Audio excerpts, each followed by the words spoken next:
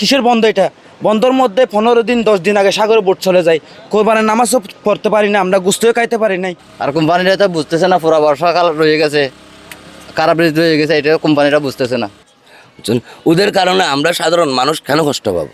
মৎস্য প্রজনন বৃদ্ধি বা মৎস্য সম্পদ বৃদ্ধিতে 58 দিনের যে বন্ধ ছিল সেই বন্ধ শেষ হওয়ার পরে আবারও প্রাণ ফিরে পেয়েছে মৎস্য অবতরণ কেন্দ্রে। দেখতেই পাচ্ছেন আমার পিছনে যে কটা ট্রলার রয়েছে, তারা প্রস্তুতি নিচ্ছে সাগরে যাওয়ার জন্য, সাগরে মাছ শিকারে যাওয়ার জন্য। একটু জানিয়ে রাখছি, অন্যান্য স্বাভাবিক সময় অর্থাৎ যে সময় এখানে মাছ ধরা স্বাভাবিক থাকে তখন এখানে পর্যাপ্ত ট্রলার থাকে। এখন এরই মধ্যে বেশ কিছু ট্রলার সাগরে চলে গেছে মাছ শিকারের জন্য। যে গুটি কয়েক ট্রলার রয়েছে দেখতে পাচ্ছেন, তারাও শেষবারের মতো প্রস্তুতি নিচ্ছে সাগরে যাওয়ার জন্য।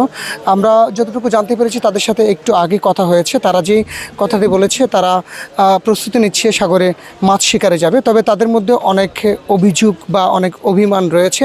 আমরা এখানে একজনের সাথে কথা বলবো, জানতে চাইবো আসলে এই 58 দিন তার কেমন গেছে এবং এখন যে মাছ ধরতে যাবে সে ব্যাপারে যদি বলতেন। এই বিগত দিনগুলো তত ভালো কাটে নাই, কি করে ভালো কাটবে রে ভাই? আমরা তো সাধারণ মানুষ, একজনের কাছে জিম্মি থেকে চাকরি করি। দেশের নৌ পরিবহন মন্ত্রণালয় যদি কি ওখানে সঠিকভাবে যদি কি নিয়ন্ত্রণ করে, আর অন্য দেশ থেকে মাছ এসে শিকার করে নেওয়া ওদের ক্ষমতা নাই। ওদের কারণে আমরা সাধারণ মানুষ কেন কষ্ট পাবো? বন্ধের সময় মেডি কাটছি, আর রাজমিস্ত্রির কাজ করছি, তারপরে আলসাসের কাজ করছি, এগুলো করছি আর কি ভাই। পেট তো চলাতে হবে, আমাদের ছেলে সন্তান আছে না। 52 কেজি দিয়েছে, পেয়েছে কয়টা 40 কেজি।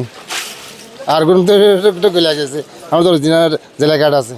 আর জেলের থেকে যেগুলা চাল ডাউল আসতেছে এগুলো আমরা সঠিক মতো পাচ্ছি না। এবং আমাদের সরকার থেকে আবেদন হচ্ছে যে একটাই, আমরা বন্দরটা দিচ্ছে যে কিসের বন্ধ এটা? বন্ধর মধ্যে 15 দিন 10 দিন আগে সাগরে বোট চলে যায়। কোরবানের নামাজও পড়তে পারি না, আমরা গোশতও খাইতে পারি নাই, সাগরে চলে যেতে হয়েছে আমাদেরকে। সঠিক মতো আমরা কাজটাই করতে পারতেছি কেন আপনাদের তো বন্ধ কোরবানের সময় ছিল, কিন্তু আপনারা কোরবানের সময় কেন গিয়েছেন? মানে সময় যদি ফোর্স গার্ডের সমস্যা, সবগুলা ফোর্স গার্ডেই ওরার থেকে টাকা খাইয়ে, ওরা ঘুষ খাইয়ে, ওরা নিজাম সব চুপ করে থাকে, ওদের কিছু বলতে পারেন। তাহলে তো আমাদেরকে 10 দিন 15 দিন আগে সাগরে চলে যেতে হয়, অনেক কষ্টের মধ্যে আমাদের দিন কাটাতে হয়, সিঙ্গেলের মধ্যে দিন কাটাতে হয়। 10-15 দিন আগে আপনারা তো জানেন সাগর বন্ধ, কে বলছে আপনাকে 10-15 দিন আগে সাগরে যাওয়ার জন্য? এই আমাদেরকে ওরা মালিকের বাজার করে দেয়, সবগুলো করে দেয়, আমাদেরকে ফাটাই দেয়, তারপর ওরা কিছু বলে না।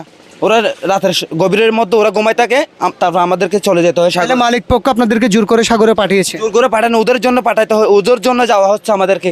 ওরা সুযোগটা দিচ্ছে, এই জন্য আমরা পাচ্ছি সুযোগটা। তবে আমরা কথা বলবো আরো কয়েকজনের সাথে, তাদের দিন কেমন যাচ্ছে এবং তাদের প্রস্তুতি কেমন। সিঙ্গেলের কারণে বয় আছে, এখনো বর্ষাকাল রয়ে গেছে, পুরো বর্ষাকাল রয়ে গেছে, এখন তো রিস্ক জেলেদের জন্য। বন্ধের টাইম তো আগে ছিল এই টাইমে, এখন যখন অগ্রিম বন্ধ, এখন যখন অগ্রিম বন্ধ করে দিচ্ছে আমাদের জন্য এটা রিস্ক না। আর কোম্পানিটা তো বুঝতেছে না, পুরো বর্ষাকাল রয়ে গেছে, খারাপ ঋতু রয়ে গেছে, এটা কোম্পানিটা বুঝতেছে না। বন্ধ করে দিচ্ছে, জেলেদেরকে বাইর করে দিচ্ছে, তো এখন তো আমাদের জন্য রিস্ক এটা। জেলেদের সাথে কথা বলে যেটি জানা গেছে, 58 দিনের এই বন্ধ শেষে তারা সাগরে যাওয়ার জন্য খুবই উৎসাহ উদ্দীপনার মধ্যে রয়েছে এবং এরই মধ্যে বেশিরভাগই চলে গেছে। গুটি কয়েক যে যায়নি তারা শেষ প্রস্তুতি নিচ্ছে যাওয়ার জন্য এবং তারা আশা করছে ভালো মাছ শিকার করে তারা ফিরতে পারবে। তবে তাদের নানা অভিযোগ, তারা দুষছেন মালিক পক্ষকে দুষছেন এই জন্যই বৈরী আবহাওয়ার মধ্যেও তাদেরকে বরাবরই পাঠানো হচ্ছে। এবং এই বন্ধকে নিয়ে মিশ্র প্রতিক্রিয়া থাকলেও সংশ্লিষ্ট কর্তৃপক্ষ, মৎস্য অধিদপ্তর থেকে সংশ্লিষ্ট কর্তৃপক্ষ যেটি বলছে, এই টাইমটা মৎস্য সম্পদ বৃদ্ধি বা মাছের প্রজননের সময় এবং পার্শ্ববর্তী দেশ ভারতের সাথে মিলিয়েই এই সময়টা নির্ধারণ করা হয়েছে, যেটি সত্যিকার অর্থে বাংলাদেশ সীমান্তে প্রবেশ করে যে বারবার মাছ শিকারের অভিযোগ আসছে সেটিও থাকছে না এবং এই সময়টা মূলত উপযুক্ত। যদিও জেলেরা বলছে আর কদিন পরে বর্ষা শুরু হচ্ছে এবং আবহাওয়ার বিচিত্র রূপের কারণে বৈরী আবহাওয়ার ফলে তারা বরাবরই ক্ষতির সম্ভাবনা দেখছেন।